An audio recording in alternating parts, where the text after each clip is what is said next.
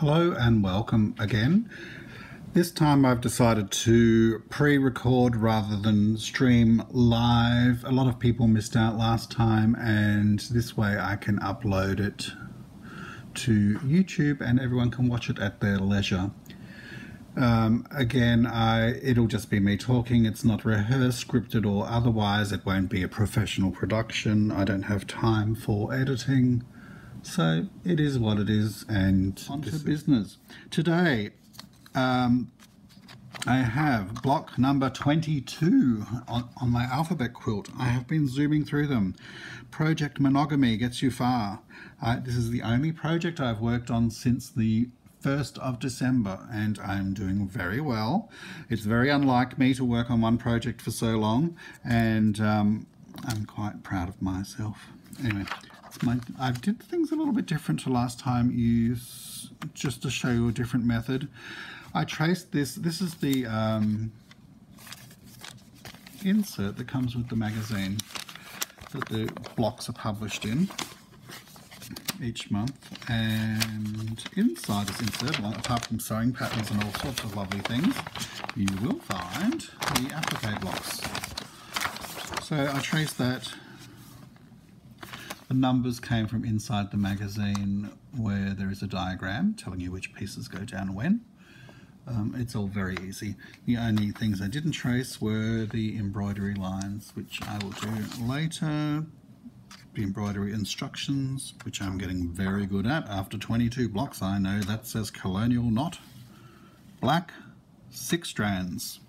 Outline stitch. I don't know what colour that is. I don't know that kanji. 1 strand. I'm getting better. Anyway, so traced the block, this with black Sharpie. This went on top of my light tablet doohickey thing, and the fabric on top. I use a Sharpie because it's easier to see the black line. If I use a pencil, I can't quite see through some of these woven yarn dyes. Okay, we're on. What I'm going to show you is how I do teeny tiny things with teeny tiny V's. These are less than 1/8 of an inch deep. Do I have a ruler? I do have a ruler, just for scale. Okay, so that's an inch, not a centimetre, even though I do live in a land of metric. And for good measure, which side is it? There we go, for the metric people. Come back over here. If I drift to the right, it's because I'm sitting off-centered. So they're very small, and it has taken me 22 blocks of making tiny little animal feet to get the hang of it. I have traced, although no, I didn't trace. I freehand drew a bit of an outline. With pieces that small, I just draw the outline. I drew this one with the pink felt tip air erasable marker, not the blue, because I figured the pink might show up better. I find the pink shows up better on darker fabrics, but because it is air erasable, it disappears. That's better, I can see it again. So it's not an exact copy. I don't care. Scissors, my favourite scissors, Karen K. Buckley's. You all know these scissors, no doubt. Leave a decent tab on one end. The seam allowance is, well, let's see, 3 millimeters. Yeah. Can you see? Oh gosh, come over here, David.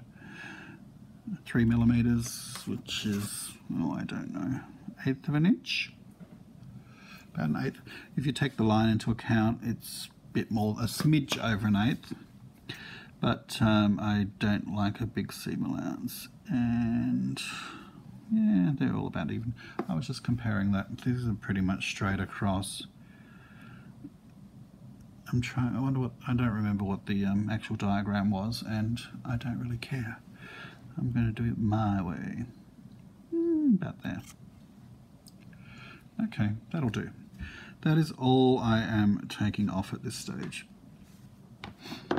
The way I start, sorry, I've got my super duper zoom lenses on, which is why I cannot, these have a very short focal length, which means I can see about that far. Anything beyond is a blur. So I'm like, where's my needle? Where's my needle? It's here. Okay. Matching that.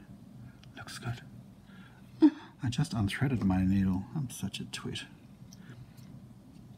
Rampant stupidity.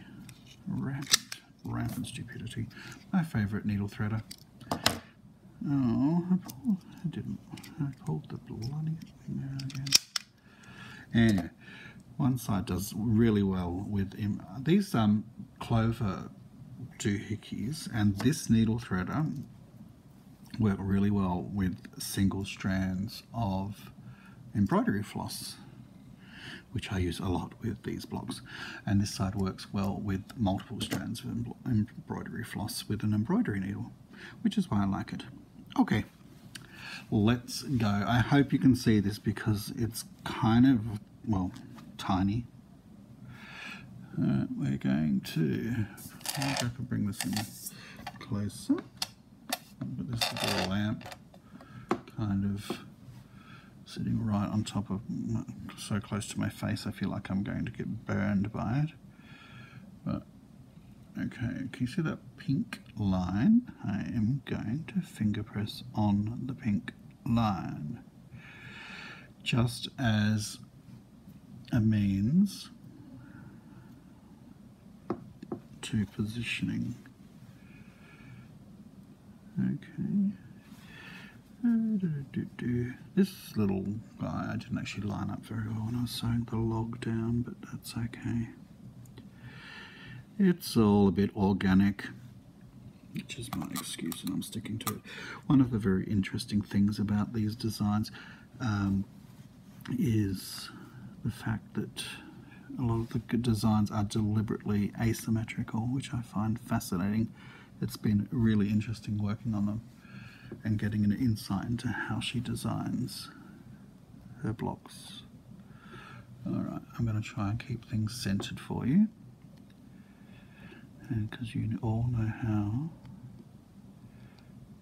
to applique a straight line. So we're going to just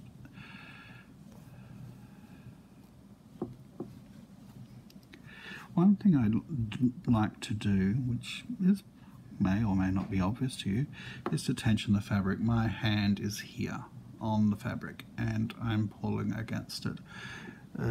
It's a very minor thing, but it helps a lot. The thread's quite long. It's annoying me. Okay, time for you to go. The pin doesn't last long. It just gets in the way. Oops. We're still in the middle, yep.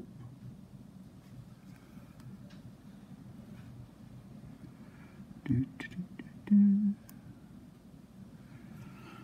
trying to think of a story to tell you. What happened this week? I think so. Gosh, the world's ending, I think. Let's not talk about it.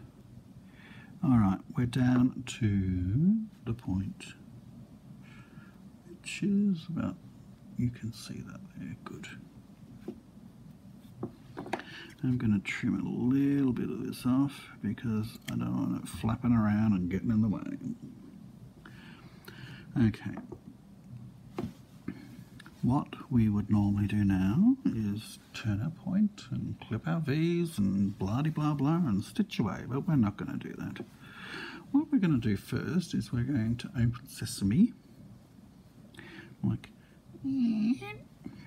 and we're going to trim back a little bit of this.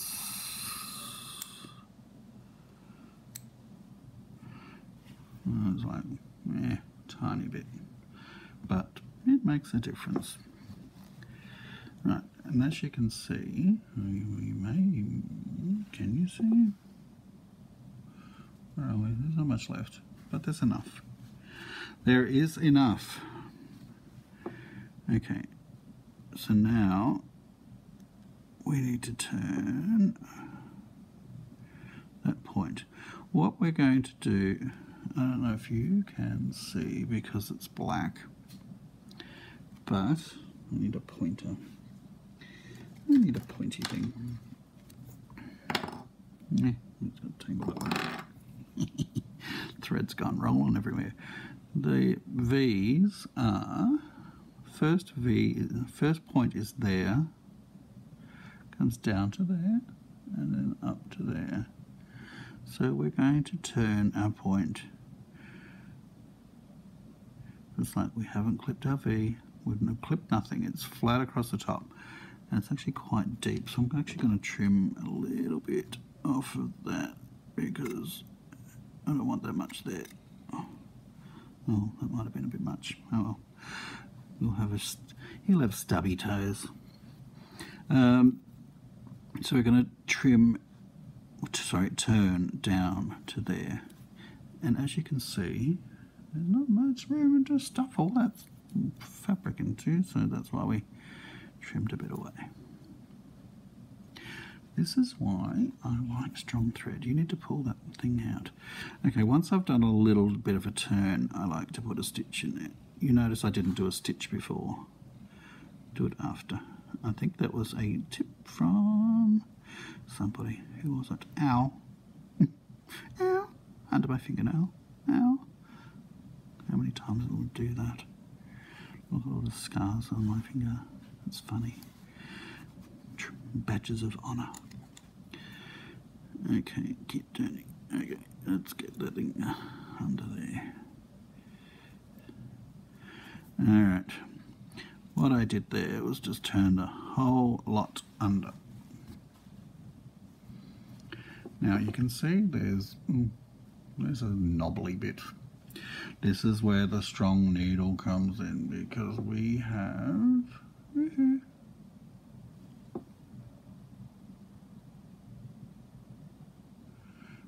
a lot of fabric to stuff into that point there. There's a knobbly bit there sticking out. We need to stuff all of that under there with our needle. And I realise we are way off centre, and I'm sorry if I drifted. So we're going to stuff that in, and we're going to take probably 2 stitches down to the bottom of the V, because it, as I said, it's less than 1/8 of an inch, and 2 stitches will usually get you there. So I'm going to go down here because I'm way up the top and I can't stitch up here. Okay. So this is where the strong needle comes in. You need to like jam. Like there's nothing you can do about the bulk. The bulk is not going anywhere. The bulk is there. You just need to... Stupid iPad. Ah. What did I do? I think I murdered it. Okay, that's getting sharp, and it's getting... Like these are not going to be the sharpest things. One other thing is that there is going to be embroidery on like little claw things. 1 stitch, 2 stitch, tug, tug, tug. Okay, we're down at the bottom of the V. It's still looking a bit wibbly. I think I might just poke some more. Alright, now you're thinking, what about the fabric underneath? You didn't do anything with that. If you look underneath, you'll see this huge tab of fabric. And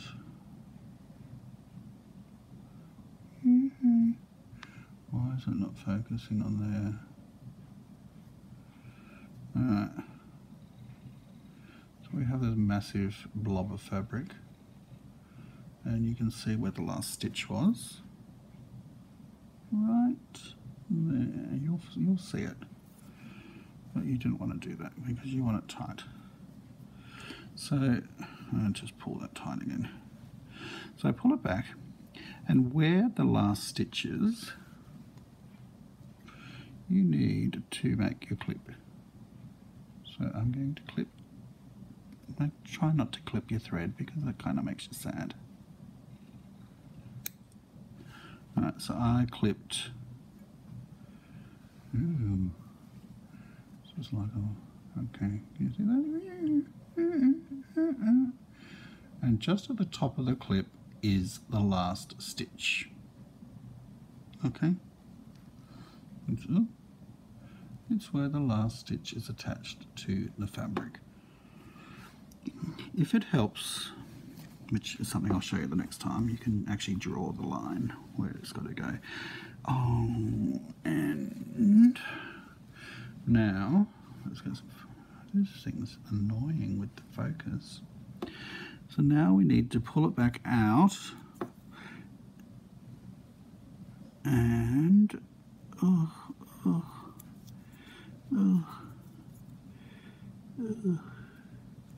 take your 1 or 2 stitches, or stitch in place first. Ow!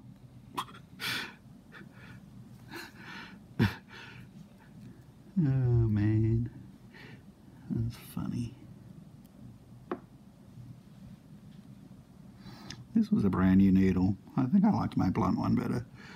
Okay. Alright. The middle one is actually a lot easier because you don't have to cram it all into the outside point. So we're going to turn again.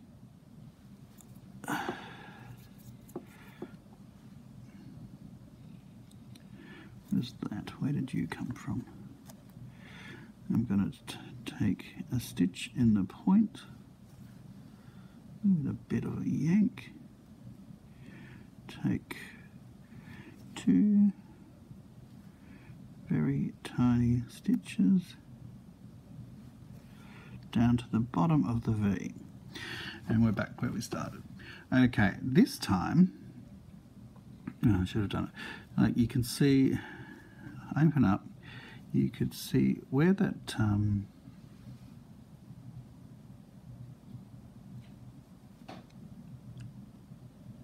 it's actually handy because where that line in the plaid is, where my nail is running up and down, is actually where it leads up to the bottom of the last stitch, which you can see there.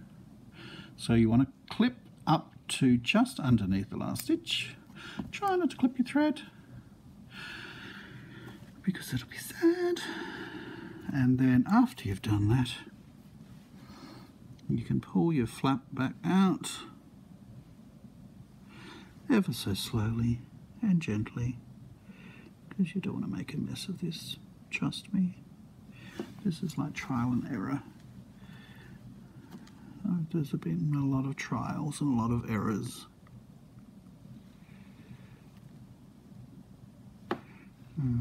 Why aren't you coming out? And this is another very, very, very skinny end thing.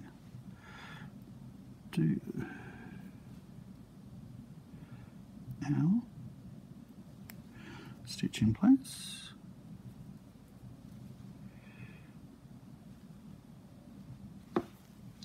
And turn it. It's annoying me. I think I said last time, if you find yourself having trouble taking teeny stitches, try stabbing them. That sometimes works better. Like just stab stitch rather than sew them. Ow. I'm getting all tangled up. And what is going on here? I think I just ran out of fabric.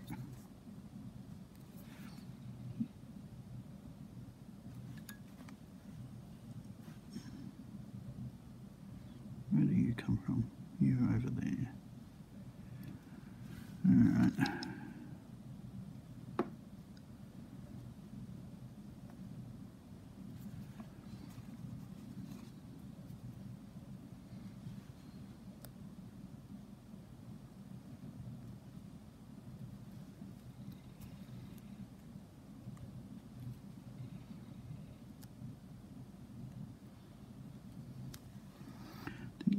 toe might be a little bit shorter than the other ones, but that's okay. We don't judge.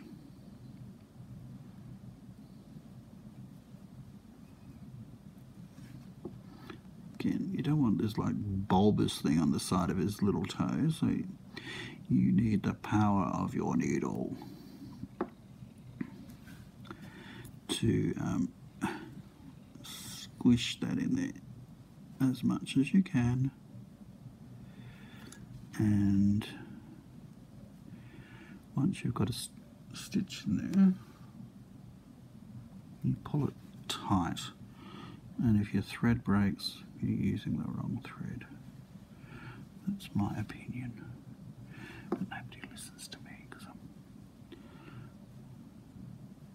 crazy. Yeah, he's got a funny little bulbous toe on the end. He's a very special owl. Maybe he got trapped in a toe mangling thing when he was a child. It's performance anxiety on my part, maybe. Okay, let's have a look. Take it to the back. I usually do an anchor, a back stitch, a knot, and bobs ya. And we're good. Alright, let's have a look, see how it did.